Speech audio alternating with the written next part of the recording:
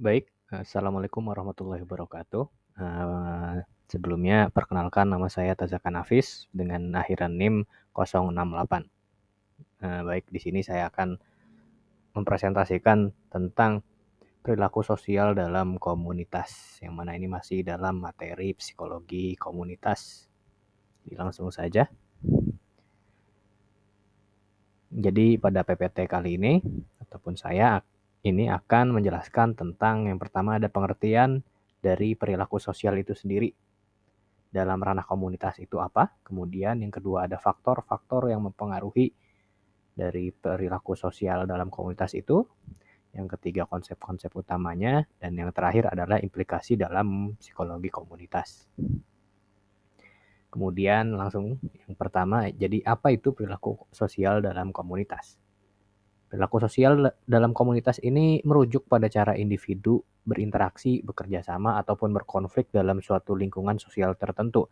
Psikologi komunitas melihat perilaku ini bukan hanya sebagai ekspresi pribadi, tapi juga sebagai hasil pengaruh norma, nilai, dan struktur sosial. Perilaku ini bisa menjadi positif, contohnya adalah gotong royong ataupun solidaritas yang terjadi di dalam komunitas itu, ataupun juga bisa menjadi perilaku negatif yang salah satunya adalah eksklusi sosial dan juga konflik di dalam komunitas ataupun di luar komunitas itu sendiri. Selanjutnya, ke faktor-faktor yang mempengaruhi perilaku sosial dalam komunitas itu. Yang pertama ada struktur sosial, yaitu kondisi ekonomi, kepadatan, dan juga akses sumber daya yang membentuk pola interaksi antar anggota komunitas tersebut. Jadi kondisi ekonomi, terus kepadatan ataupun mungkin jumlah ataupun banyaknya anggota di komunitas tersebut itu bisa mempengaruhi perilaku sosial yang nanti akan berjalan di dalamnya gitu. Kemudian ada rasa memiliki. Rasa memiliki atau sense of community yang meningkatkan keterlibatan sosial. Jadi semakin si anggota ataupun si individu ini berada di dalam apa bahasanya ya berada di dalam komunitas itu sendiri, maka dia akan perilaku sosialnya itu cenderung naik. Kemudian yang ketiga ada jaringan sosial, yaitu sosial kapital memperkuat kerja sama ataupun eksklusi. Dan yang keempat terakhir ada norma dan juga budaya, yaitu aturan tidak tertulis yang mengarahkan perilaku. Jadi tentu saja norma dan budaya ini mempengaruhi perilaku sosial dalam komunitas karena ya bahkan di luar pun sama aja.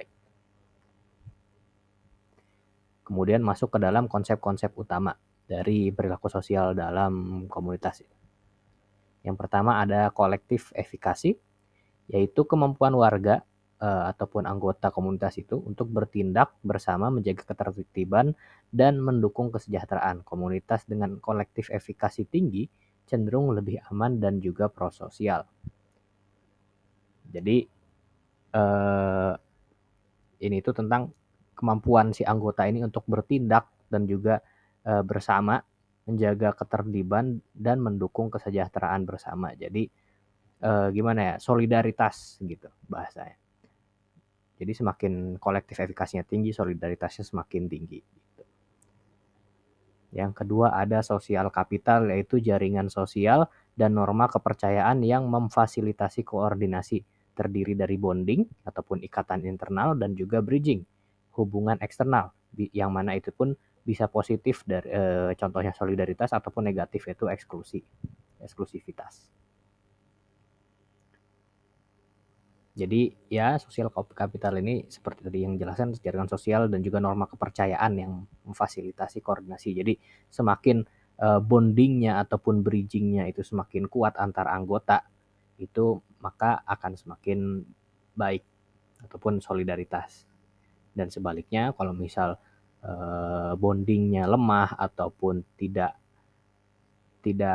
memiliki koordinasi yang baik, mungkin akan terjadi eksklusi ataupun yang negatif itu tadi. Yang kemudian ketiga ada psychological sense of community, yaitu perasaan menjadi bagian dari komunitas, meningkatkan keterlibatan, saling membantu dan juga kesejahteraan psikologis. Yang mana ini tadi ya rasa ada di dalam komunitas tersebut gitu. Jadi semakin seorang individu ini berada dalam komunitas tersebut, dia tuh merasa kalau dia tuh ada di dalam komunitas tersebut, maka bisa meningkatkan keterlibatannya dalam aktivitas di komunitas tersebut, bisa saling membantu antar anggota komunitas yang lain, dan juga mensejahterakan psikologisnya bagi si anggota tersebut juga. Kemudian ada social norms, yaitu aturan tak tertulis yang membantu perilaku. Intervensi berbasis norma terbukti dapat mengubah kebiasaan masyarakat, tapi efektivitasnya tergantung cara penyampaian. Jadi ya memang norma ini di mana-mana ada lah dan di mana-mana berlaku. Yang mana ini juga bisa mengubah kebiasaan masyarakat ataupun kebiasaan dari anggota komunitas itu. Dan tetapi juga jelas harus ada tergantung cara penyampaiannya yang baik ataupun buruk. Kemudian yang terakhir ada prosocial behavior, yaitu perilaku membantu orang lain. Ada bagi-bagi, gotong royong, dan juga rasa empati terhadap anggota yang lain. Jadi prososial ini terbukti berkorelasi dengan kesejahteraan individu dan juga komunitas. Ya intinya namanya perbuatan baik lah, let's say di dalam komunitas itu ya jelas akan menghasilkan prosocial behavior atau prosocial behavior itu sendiri. Kemudian lanjut ada implikasinya dalam psikologi komunitas, yaitu pertama ada memahami perilaku sosial penting untuk merancang intervensi berbasis komunitas. Yang kedua ada peningkatan kolektif efikasi dan sense of community yang tadi sudah dibahas, bisa menurunkan konflik. Jadi semakin tinggi kolektif efikasi dan juga sense of community-nya, bisa menurunkan konflik dan juga meningkatkan rasa kebersamaan dalam komunitas itu sendiri. Kemudian yang ketiga ada intervensi norma sosial efektif untuk kampanye kesehatan dan juga lingkungan. Ya, jadi secara intervensi norma sosial ya untuk kampanye kesehatan dan lingkungan itu cukup efektif lah. Kemudian yang keempat ada prososial perlu difasilitasi dengan menciptakan ruang partisipasi nyata. Jadi prososial ini bukan hanya diomongin ataupun misal dari komunitas tertentu pengen melakukan hal baik tertentu gitu, tapi tetap harus ada gimana ya aksi nyatanya gitu loh. Intinya bukan ngomong doang lah.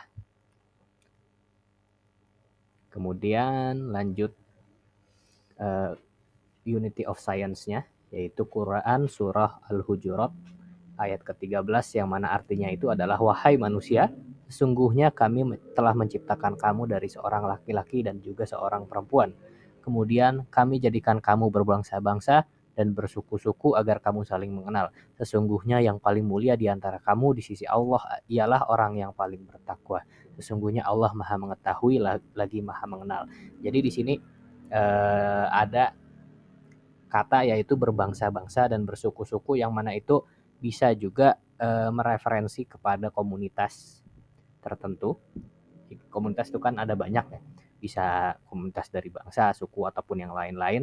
Dan juga Allah di sini itu menyuruh kita untuk saling mengenal ataupun saling berinteraksi satu sama lain di dalam komunitas itu sendiri. Yang mana kita juga sebenarnya adalah satu komunitas sesama manusia, sesama mahasiswa di UIN Wali Songo ini. Baik, mohon maaf atas segala kesalahan dan penyampaian ataupun bahasa saya dalam presentasi ini. Sekian, terima kasih banyak. Wassalamualaikum warahmatullahi wabarakatuh.